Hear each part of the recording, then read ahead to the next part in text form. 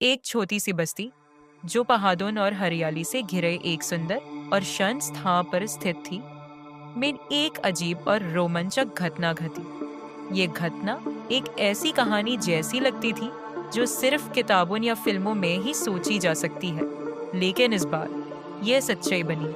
बस्ती का नाम सूरजपुर था। यहाँ के लोग बहुत ही मिलनसार और सीधे साधे थे।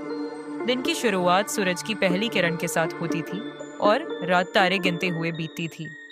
एक रात जब पूरा गांव गहरी नींद में डूबा हुआ था, एक तेज रोशनी अचानक से आसमान में चमक उठी। यह रोशनी इतनी तेज थी कि जैसे दिन का उजाला हो गया हो। लोग अपने घरों से बाहर निकले और देखा कि एक अनजान वस्तु धीरे धीरे आसमान से नीचे उतार रही थी। वो गोलाकार थी और किसी अंतरिक्ष यंत्र की तरह लग रही थी।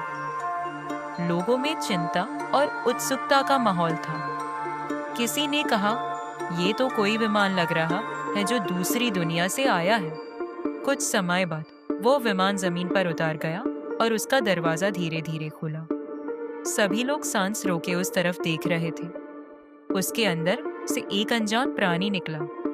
वो इंसानों जैसा लग रहा था, लेकिन उसकी आंखें बड़ी और चमकदार थी और उसका शरीर एक अजीब रोशनी में चमक रहा था।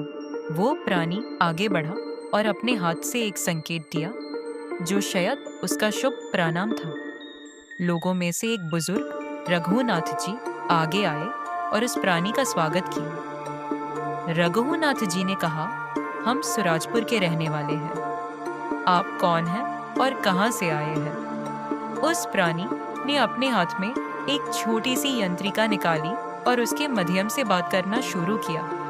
मैं एक और ग्रह का रहने वाला हूँ, जिसे तुम्हारी भाषा में नेब्रा कहा जा सकता है। मेरा नाम जेलोन है। मैं तुम्हारे ज्ञान और संस्कृति को समझने के लिए यहाँ आया हूँ। लोग हैरान रह गए, लेकिन उन्होंने अपने डर को अपनी जिज्ञासा के सामने छोड़ दिया।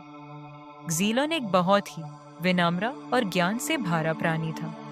उसने लोगों को बताया कि उसकी दुनिया नेब्रा पृथ्वी से बहुत दूर है और वहाँ के लोग शांति और विज्ञान में विश्वास रखते हैं। उसने कहा, हमने बहुत पहले युद्ध और नफरत को छोड़ दिया है।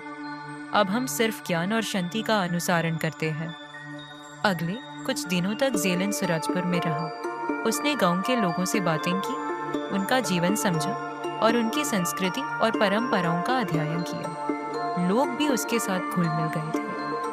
जेलोन के पास कुछ अद्भुत तकनीकी यंत्र थे, जिनसे उसने गांव की कई समस्याओं को तुरंत सुलझा दिया।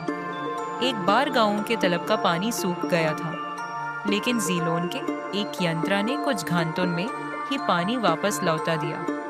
लोग उसके इस चमत्कार से प्रभावित हो गए। जेलोन ने लोगों से कहा, तुम्हारे पास एक अनमोल संपत्ति है जो मेरी दुनिया में नहीं है, और वो है तुम्हारा प्रेम और एकता।